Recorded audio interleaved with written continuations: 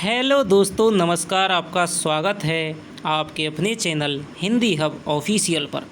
तो आज हम दोस्तों हिंदी साहित्य इतिहास की 20 प्रश्नों की श्रृंखला में आज अगली वीडियो है। तो 20 प्रश्न हैं दोस्तों भक्तिकाल से, कुछ एक इसमें आदिकाल से हैं। तो जितने प्रश्न आपके सही होते हैं कमेंट में दोस्तों लिख करके बताना। तो चलिए शुरू करते हैं आज की ये वीडियो बिना किसी देरी के। पहला प्रश्न है आपका, भक्ति काल में राधा और कृष्ण का स्वरूप था आराध्य देव का, नायक नायिका का, शक्ति और ब्रह्म का, प्रेमी प्रेमिका का। बताइए कि भक्ति काल में राधा और कृष्ण का जो स्वरूप था दोस्तों वो था आपके शक्ति और ब्रह्म का।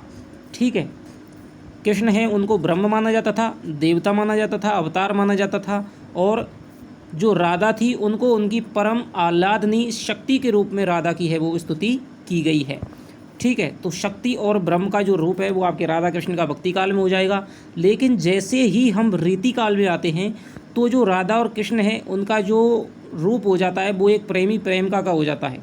ठीक है, तो ये हमें इनको देखने को मिलता है। आगे प्रश्न है दोस्तों, रहीम किसके दरबारी कवि थे? शाहजहां के, जहांगीर के, अकबर के, औरंगजेब के। तो रहीम दोस्तों ये आपका देख लीजिए, नेट में आया हुआ क्वेश्चन है।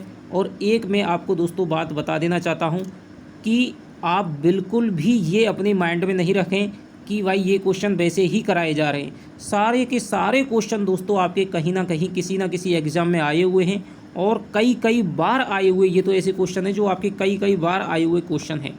ठीक है, प्रत्येक प्रश्न आपका वो कराया जाएगा जो आपके परीक्षा के लिए दोस्तों उपयोगी है, आपके लेवल से है और परीक्षा में आया हुआ है। तो रहीम है दोस्तों वो आपके अकबर के दरबारी कवि थे। एक तो दरबारी कवि थे इनके गंग, ठीक है, गंग अकबर के दरबारी कवि थे। एक थे आपके रहीम जिनको कि अब्दुल रहीम खाने खाना की इन्होंने उपाधि दी थी, खाने खाना की अकबर ने। ठीक है, तो अकबर के दरबारी कवि थे रहीम। आगे चलते हैं, तुलसीदास ने बरवे रामायण की रचना की थी। कॉलेज लेक्चरर में दोस्तों 2016 वाली में ये आया है। रहीम के आग्रह पर, सूरदास के आग्रह पर, रामानंद के आग्रह पर और नरहरिदास के आग्रह पर। तो तुलसी ने दोस्तों बरवे रामायण की रचना कब की थी? ठीक है, तो दोस्तों जो तुलसी की बरवे रामायण है ये आपके बरवे पर है। ठीक है, इसमें आपका एक कथन तो आपके रहीम दास जी कहते हैं, एक कथन पर उसका तुलसी है उत्तर देते हैं। तो रहीम दास जी ही दोस्तों तुलसीदास के समकालीन थे।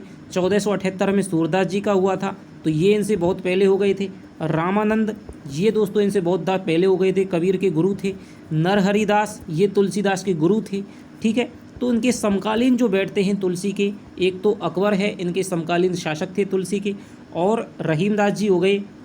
ठीक है, तो ये इनके क्या है समकालीन कवि हो गए। रहीम में और दोस्तों तुलसी में क्या है पत्राचार भी होता था, मीरा हो गई, ठीक है, रैदास हो गए। तो ये सारे के सारे क्या हैं समकालीन आपके हो जाएंगे। तो रहीम दास जी के आग्रह पर इन्होंने तुलसी ने बरवे रामायण की रचना की थी। कबीर के नीति संबंधी उपदेश निम्न में से किस छंद में सर्वाधिक मिलते हैं? साखी में, सवद में, रमैनी में, दोहा में। बताइए। तो कबीरदास दोस्तों वाणी के डिक्टेटर हजारी प्रसाद द्विवेदी जी ने कहा है, उन्होंने तीन मुख्यतः रूप से तीन रचनाएं लिखी थी। ठीक है, रचना तो इन्होंने मुख्यतः कोई नहीं लिखी थी लेकिन इन्होंने तीन चीज़ें लिखी थी, साखी, सवद और रमैनी। ठीक है, साखी किसे कहा जाता है? तो कबीरदास जी ने जो दोहे लिखे थे, ठीक है, दोहों को दोस्तों क्या है साखी कहा गया था। और इनका एक संकलन है, संकलन करके इन्होंने क्या है धर्मदास ने बीजक के रूप में इनको क्या है, तो बीजक दोस्तों आपके किसकी है संकलन है, किसके दोहों का संकलन है, ये आपके कबीरदास के दोहे। साखी यानी साखी हो जाएगा, शब्द हो जाएगा और आपके रमैनी हो जाएगा। अब यहाँ पर शब्द रमैनी तो दोस्तों यहाँ पर कट गया, लेकिन यहाँ पर दोहा दे रखा है और आपके साखी दे रखा है। तो दोहा इसलिए नहीं होगा क्योंकि जो कबीरदास ने जो रचना की थी उस समय उनका नाम था क्या, साखी नाम था। ठीक है, तो साखी ही दोस्तों इसमें आपका उत्तर आएगा। यदि ऐसा प्रश्न आपका बनता है तो उसमें दोस्तों आपको सबसे पहले जो प्राथमिकता देनी है वो आपको साखी को देनी है। ठीक है, जैसे कि कांकड़ पत्थर जोड़ के मस्जिद लई बनाए, ठीक है, ताचड़ मुल्ला बागदे का बहिरा हुआ खुदाए। जितने भी उन्होंने क्या है नीति संबंधी उपदेश दी हैं, हिंदुओं को मुसलमानों को उन्होंने फटकार लगाई है जाति पात पर, ठीक है, उन्होंने क्या है अपना भाषण दिया है जाति पात पर, वे खुल करके बोले हैं। तो ये सारे के सारे अपने दोहों में बोले हैं, और दोहे दोस्तों कबीरदास जी के प्रसिद्ध हैं या फिर आपके रहीम दास जी के दोस्तों प्रसिद्ध हैं। या तो रहीम के दोहे या फिर आपके कबीर के दोहे प्रसिद्ध हैं। सवैया प्रसिद्ध है आपका रसखान जी का, चौपाई प्रसिद्ध है आपके तुलसीदास जी की, पद प्रसिद्ध है आपके मीरा के और दोस्तों सूरदास के, ठीक है। तो ये आप याद रखना। और जो आला है, आला ठीक है, तो वो आपका आला छंद है दोस्तों, जो आपकी जगनिक ने प्रयोग किया था। तो आला छंद आपका प्रसिद्ध है किसके? जगनिक की। भक्ति धर्म की रसात्मक अनुभूति है, किसका मत है? डॉक्टर नगेंद्र का, आचार्य रामचंद्र शुक्ल का, आचार्य हजारी प्रसाद द्विवेदी का और डॉक्टर रामकुमार वर्मा का। बताइए, भक्ति को धर्म की रसात्मक या फिर भावात्मक अनुभूति किसने कहा है? डॉक्टर नगेंद्र, आचार्य रामचंद्र शुक्ल, आचार्य हजारी प्रसाद द्विवेदी और डॉक्टर रामकुमार वर्मा। तो दोस्तों भक्ति को धर्म की भावात्मक अनुभूति आपके कहा है आचार्य रामचंद्र शुक्ल ने कहा है। रसात्मक कह लो या फिर आपके भावात्मक कह लो, ठीक है। भावात्मक अनुभूति आपके शुक्ल ने कह दिया है। आगे हम चलते हैं।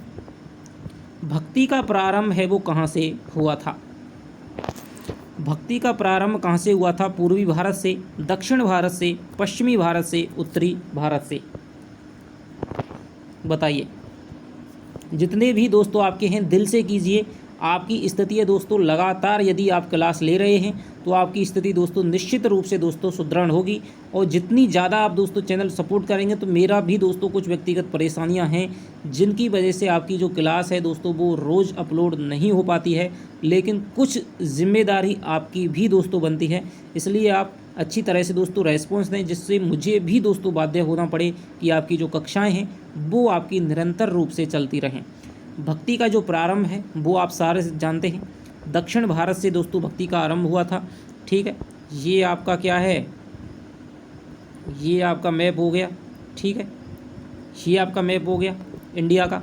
तो यहाँ पर दोस्तों तमिलनाडु में क्या थे, छठी शताब्दी में छठी शताब्दी से लेकर के 9वीं शताब्दी में यहाँ पर कुछ संत थे, सभी जातियों के संत थे, ठीक है। जिनमें एक तो थे विष्णु को मानने वाले जिन्हें कहा जाता था आलवार, और एक थे आपके शिव को मानने वाले जिन्हें कहा जाता था नैनार, ठीक है। इसे आप कैसे, ये आपसे प्रश्न दोस्तों कई बार पूछा गया है और जीके में भी दोस्तों ये आपका प्रश्न आया है।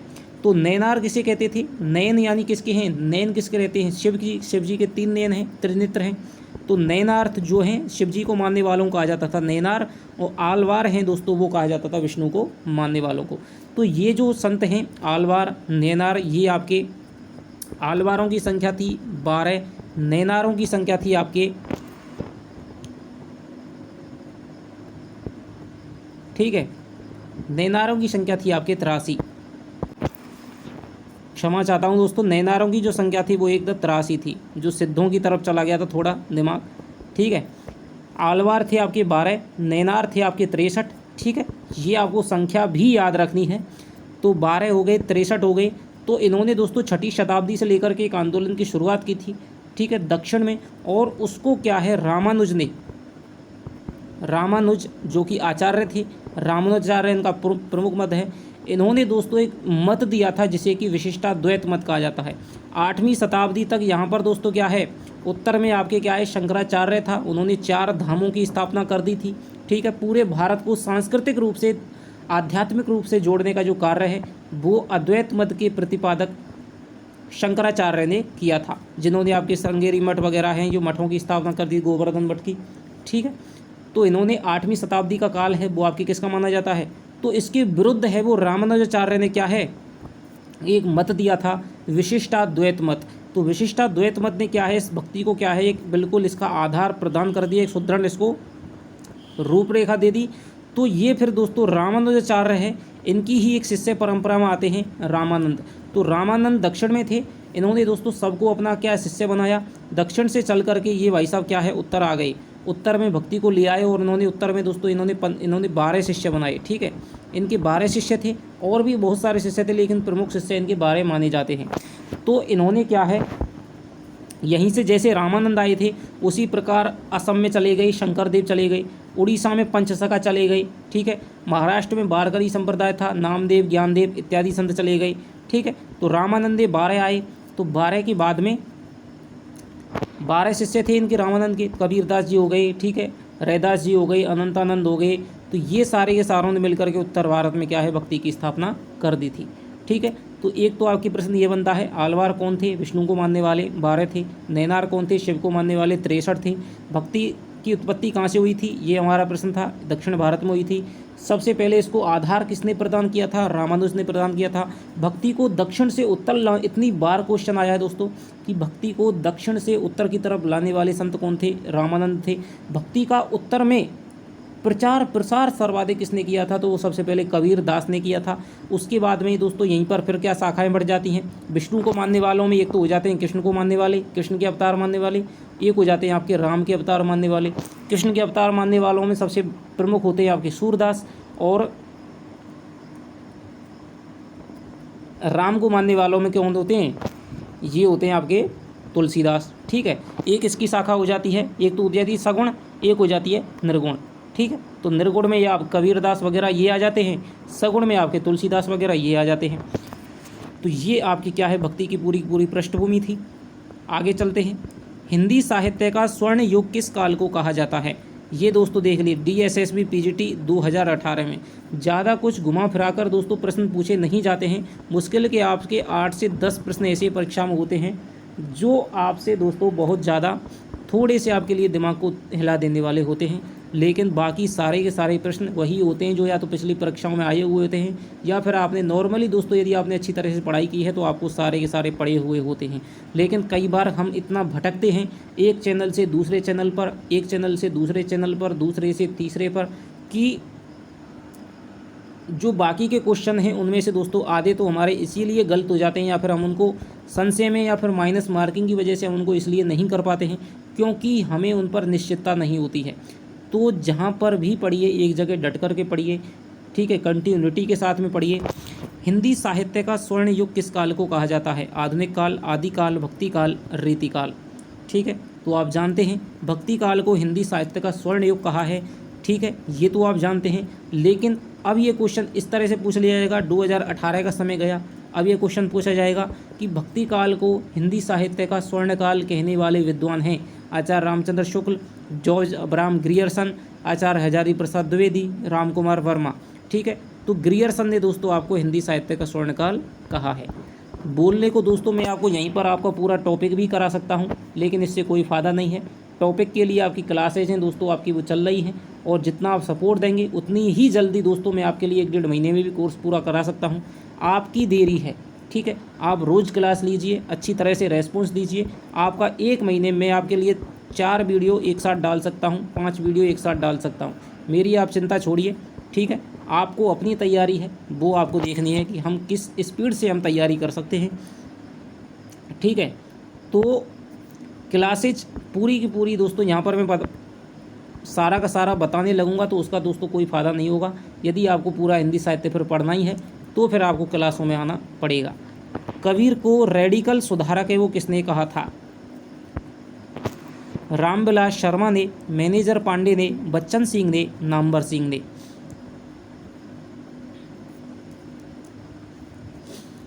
तो दोस्तों कबीर को जो रेडिकल सुधारक है वो आपके कहा था किसने? बच्चन सिंह ने।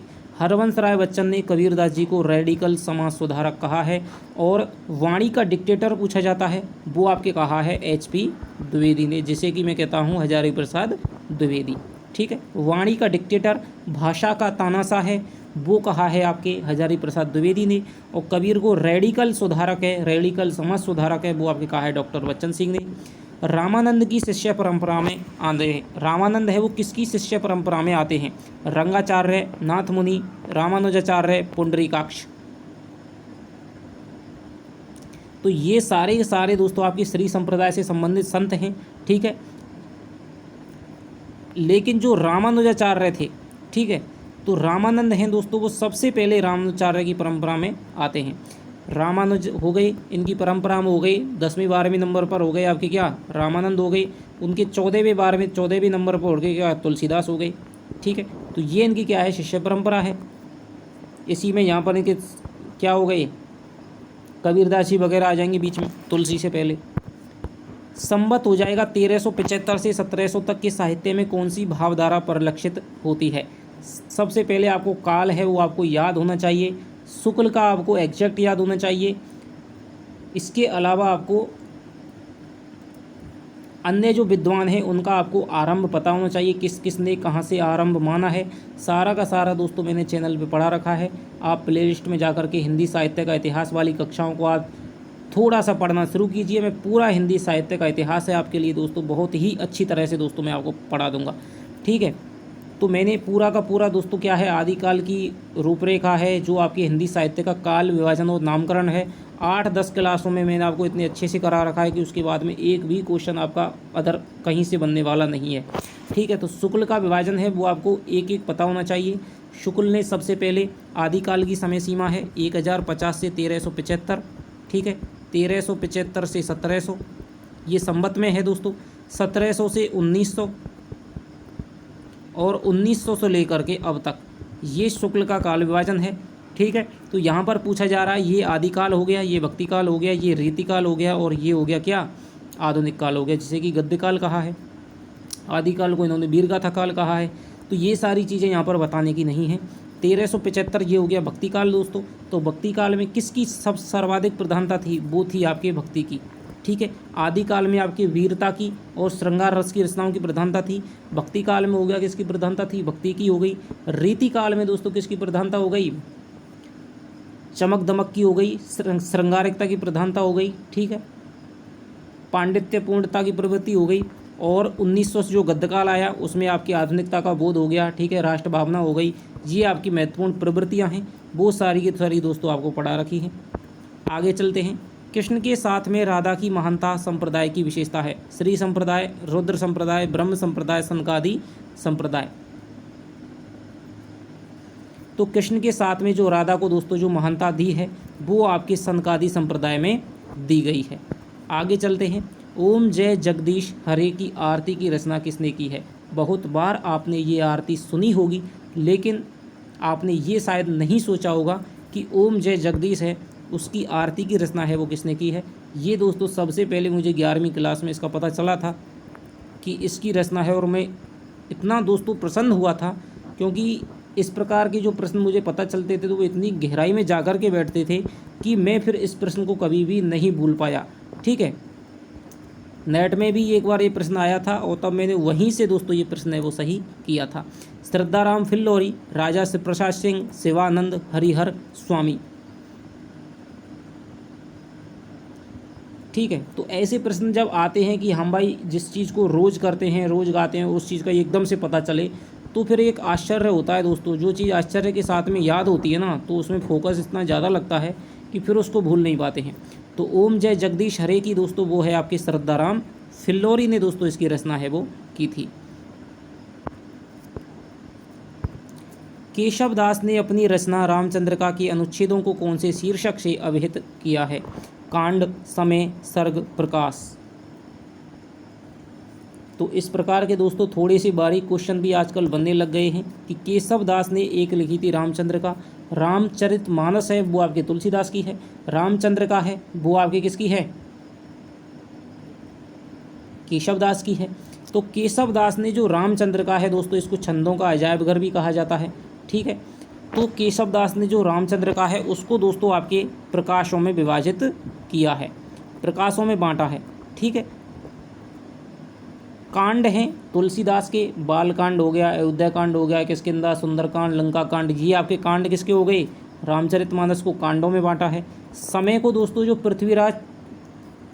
पृथ्वीराज जो रासो है, ठीक है, चंद्रवरदाई की, उसको दोस्तों विभाजित किया है 69 समयों में। तो ये आप याद रखना, समय में बांटा है। ठीक है, स्कंद में बांटा है आपकी किसको, सूर सागर को स्कंद में बांटा है। सर्ग में बांटा है किसको, कामायनी है, कामायनी को आपके सर्ग में बांटा है। प्रकाश में बांटा है आपके रामचंद्रिका को। तो ये आपको याद रखना है। वैराग्य संदीपनी किस तरह की रचना है? व्यक्तिवादी, समाजवादी, एकेश्वरवादी, समन्वयवादी। वैराग्य संदीपनी किसकी रचना है? व्यक्तिवादी, समाजवादी, एकेश्वरवादी, समन्वयवादी।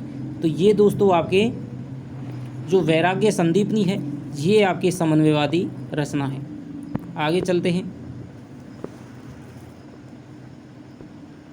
ललित संप्रदाय के प्रवर्तक माने जाते हैं वंशी अली, अग्रदास, सहजोबाई, चरणदास। तो ललित संप्रदाय के दोस्तों विभिन्न संप्रदाय हैं, उनका आपको पता होना चाहिए। प्रवर्तक हो गया, ठीक है, जैसे श्री संप्रदाय है, रुद्र संप्रदाय है, ब्रह्म संप्रदाय है, सखी संप्रदाय है, ठीक है, निरंजनी संप्रदाय है, हरिदासी संप्रदाय हो गया। तो वंशी अली ऐसे ही ललित संप्रदाय आता है जिसके प्रवर्तक कौन हैं? वंशी अली हो जाएंगे। प्राकृत का भी यहाँ पर ये थोड़े से क्वेश्चन आपके क्या है आदिकाल से आ गए हैं। प्राकृत का पाणिनि किस कवि को कहा जाता है? हेमचंद्र, सरहपाद, देवसेन, विद्यापति।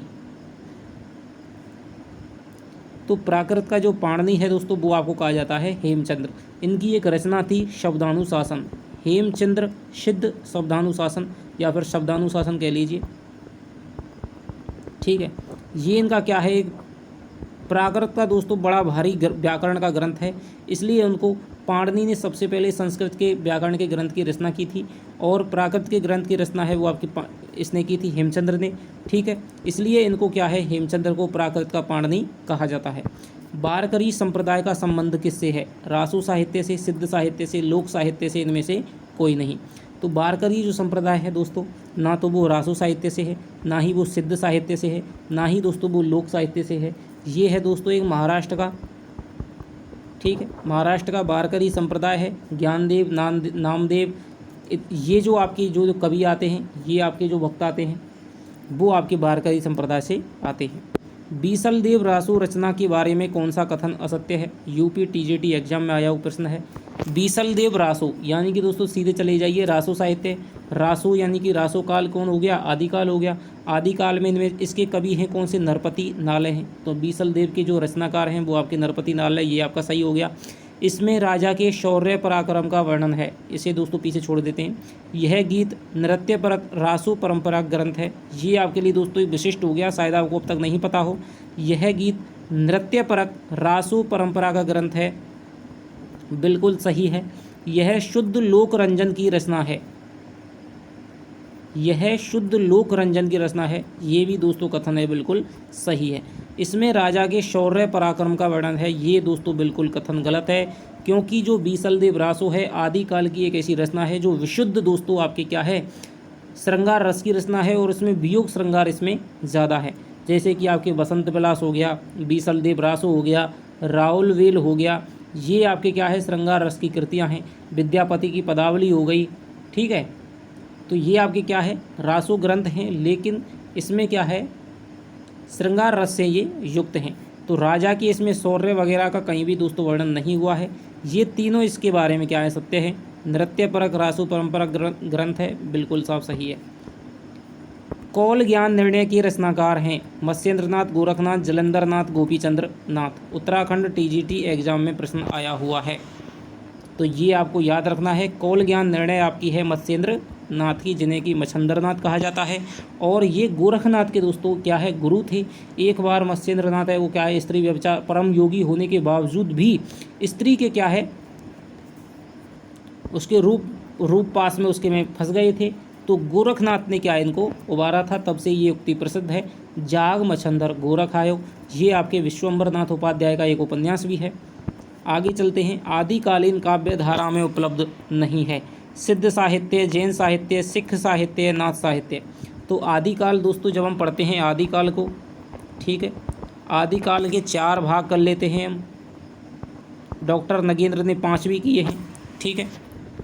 5 कैसे कर लेते हैं, सबसे पहले हो जाएगा आपके सिद्ध साहित्य, ठीक है, फिर हो जाएगा आपके नाथ साहित्य, फिर हो जाएगा आपके जैन साहित्य, फिर हो जाएगा आपके रासो साहित्य, ठीक है, और फिर हो जाएगा क्या, लौकिक साहित्य, ठीक है।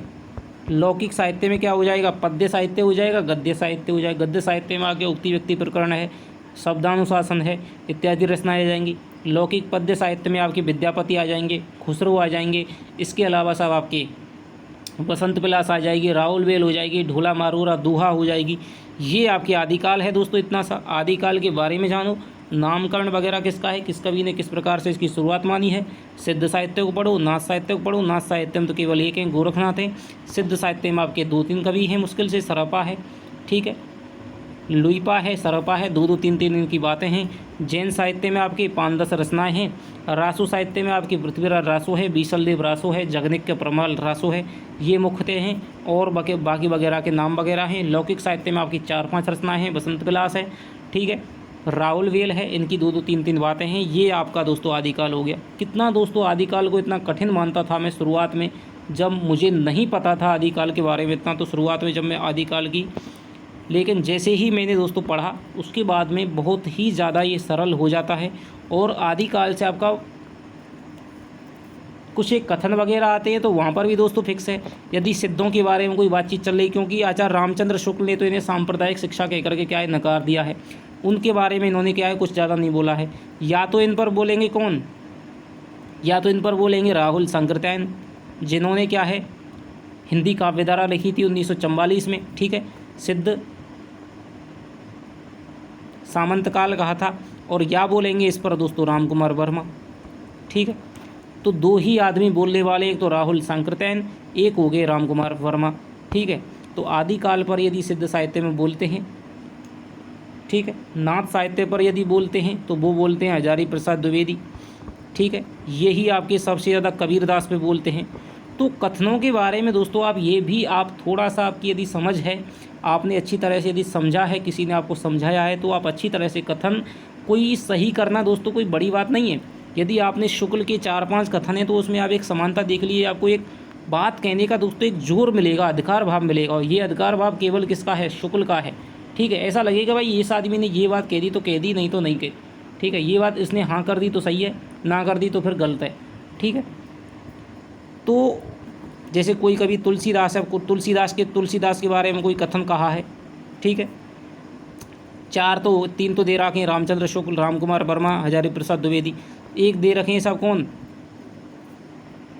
परशुराम चतुर्वेदी ले लीजिए, चाहे ठीक है, रामस्वरूप चतुर्वेदी ले लीजिए। तो यार तुलसीदास पे सीधा सीधा है कि सबसे ज़्यादा किसने लिखा है, रामचंद्र शुक्ल ने। अब आप तुक्का भी यदि दें तो भाई ये पता होना चाहिए कि तुलसीदास पे सर्वाधिक प्रिय कवि आपके रामचंद्र शुक्ल के प्रिय कवि हैं तुलसीदास, तो रामचंद्र शुक्ल पे तुक्का दीजिए ना, बाकी के 3 पर क्यों दें। और ये तो ऑप्शन होगा ही नहीं मान लीजिए पीछे वाला, तो ठीक है। तो ये आपको थोड़ा सा आपको सोच करके आपको जवाब देना है, ठीक है। यदि मुक्तिबोध पर कोई बात कर रहा है तो रामस्वरूप चतुर्वेदी जी बात करेंगे, ठीक है। बच्चन जी बात कर रहे हैं तो विद्यापति पे सर्वाधिक बच्चन जी ने दोस्तों लिखा है। तो थोड़ा सा इसको समझिए। ये क्लासेस दोस्तों केवल आपकी पढ़े हुए का दोस्तों यहाँ पर क्या है प्रयोग करने के लिए है, थोड़ा सा आपको रिवीजन करने के लिए है। क्योंकि जब हम प्रश्न करते हैं तब एक ही प्रश्न में हमारा दोस्तों उससे संबंधित, यदि मैं आपको तुलसी बोलूँगा तो तुलसी से संबंधित आपका जितना भी आपको याद होगा वो एक बार दोस्तों रिवाइज हो जाएगा। इसीलिए प्रश्न करने की महत्ता है। और यहाँ पर दोस्तों पूरा का पूरा टॉपिक पढ़ाया नहीं जा सकता है, कुछ एक इधर उधर की चीज़ें हैं वो आपको बताई जा सकती हैं। इसलिए आप पढ़िए और एक बार ढंग से पढ़िए। यदि आप इधर उधर से ऐसे ही थोड़ा बहुत पढ़ के रह जाएंगे तो फिर आपका कुछ भी दोस्तों सिलेक्शन की तो बात छोड़िए, आप 50-60 क्वेश्चन भी कर पाएँ, ये आपके लिए बहुत बड़ी बात होगी, ठीक है। अच्छी तरह से पढ़िए, अभी भी टाइम है, इतनी कोई बड़ी बात नहीं है। यदि आप 4 घंटे यदि आप रोज़ाना हिंदी को देते हैं तो हिंदी दोस्तों इतनी प्रिय सब्जेक्ट है और इतनी सरल, मधुर और आसान सब्जेक्ट है कि आपके ये कवायदे में आ जाएगी, ठीक है। तो चलिए आपसे मिलता हूँ अगली वीडियो में, तब तक के लिए दोस्तों बाय बाय, जय हिंद, जय भारत।